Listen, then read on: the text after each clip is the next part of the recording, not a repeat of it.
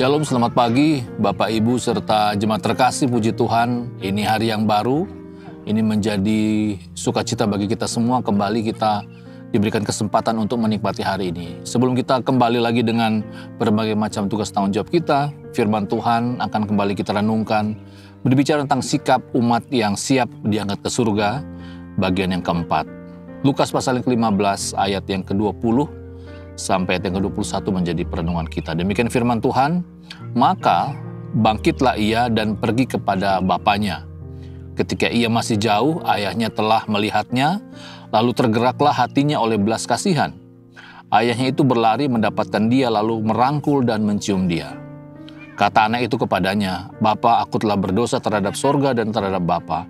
Aku tidak layak lagi disebut anak Bapa." Demikian bacaan firman Tuhan kita. Berbagilah yang mendengar dan mengindahkan firman dalam kehidupan hari lepas hari.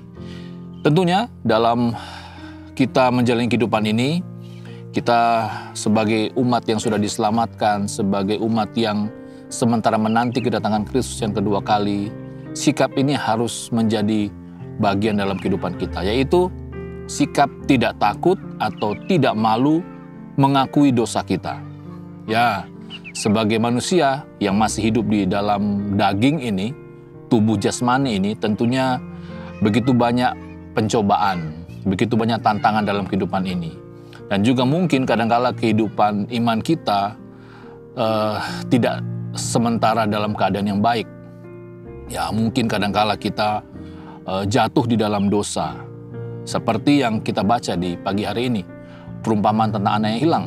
Anak yang sebenarnya sudah dikatakan adalah anak yang menjadi gambaran kita sebagai orang percaya. Sudah mendapatkan bagian di dalam kerajaan surga, tetapi dengan kehendaknya, dengan pilihannya, dia memutuskan untuk pergi dari rumah ayahnya. Dan kita bisa melihat bagaimana situasi kondisinya. Semakin dia jauh dari rumah ayahnya, semakin dia pergi dari rumah ayahnya, situasi kondisinya tidak semakin baik. Justru semakin membuat dia merana, semakin dia jauh dari apa yang dia harapkan. Begitu juga dalam kehidupan kita. Kadangkala kita juga menjalani kehidupan kita ini dengan pilihan-pilihan yang salah.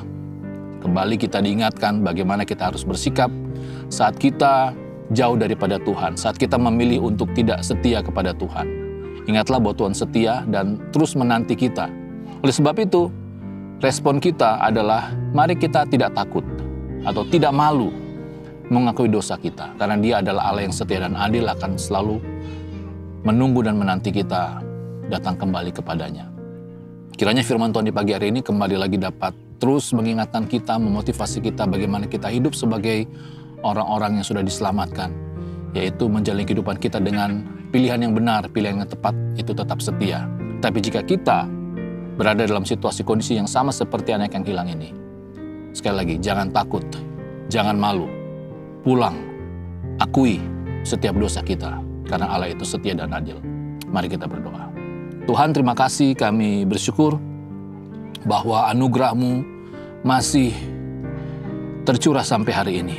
Kesempatan masih Tuhan berikan kepada kami sampai hari ini. Terima kasih Tuhan, kami sungguh bersyukur, kami adalah milik-Mu, kami adalah domba gembalaan-Mu. Ampuni kami jika dalam kehidupan ini kami tidak setia, kami memilih untuk pergi menjauh daripada Engkau. Dan firman Tuhan di pagi hari ini kembali lagi mengingatkan kami, jika itu terjadi pada kami, mampukan kami untuk berani, untuk tidak malu, untuk datang kembali kepada Bapa, mengakui setiap dosa dan kesalahan kami. Terima kasih Bapa, ini doa kami. Berkati apa yang kami kerjakan dan juga memberkati orang-orang yang kami kasihi. Amin.